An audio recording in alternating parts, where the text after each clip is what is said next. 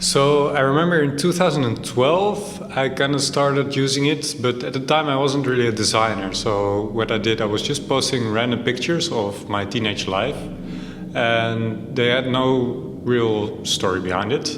And then at one point I became a designer, and then I started posting some work on Instagram. And this was really nice for me to kind of start experimenting in a way. I remember when I started animating, I used the format of a loop very often to kind of learn some new skills, experiment a little bit, and it was pretty good. How about you, Tilius? Well, so in 2016, I joined Instagram having only one rule, that I will only post my work as a graphic designer. And I was influenced to join because I saw all the other graphic designers using Instagram to promote themselves, to find clients, to find communities, to find networks, and simply to collect a kind of easy-going portfolio.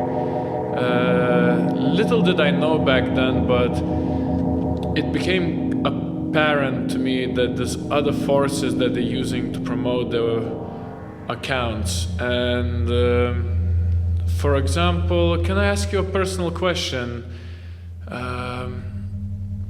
Do you use bots? So me personally, I never use bots. But I know a friend of mine who I talked to on Instagram, Guillaume Ro. He mentions that he does use bots, and he mentions that all the brands that he worked for in the past also use bots, which is kind of sad in a way, especially if you think what the bots actually do.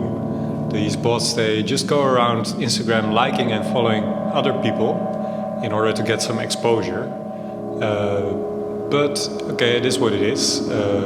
He does mention that because everyone is using them, it's hard to kind of reach the top without any bot, which makes for an unfair playing field. But you can get a bot really easily online. If you Google Instagram bots, you'll get one guaranteed. Did you also know that you can just buy likes and followers? I heard of many ways to buy followers and likes. For example, you can find other accounts on Instagram that offer this service, or you can actually go on gambler.com or dozens of other websites like it.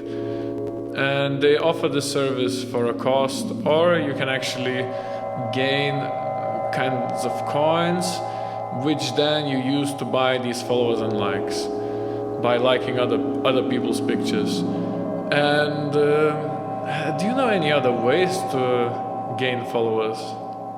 I searched on YouTube for Instagram, and there's a lot of people explaining how to get Insta famous.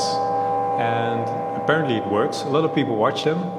And the main points they make is you have to maximize your search engine optimization, so you need to make sure that people can find you. You need to use the right hashtags, and last of all, you need to engage with your audience, and the audience needs to engage with you. So in order to do that, you need to make sure that you reply to comments, and you need to like, the people need to like your photos, and also engage with your audience in a way that makes it quite personal to them. So with all these strategies in mind, it feels like it's just a kind of a trick to get famous. It feels very fake, and then together with these bots and you buying followers and likes, I'm not even quite sure why I still use Instagram. Do you know, Tilius, why do we still use the platform? Yeah,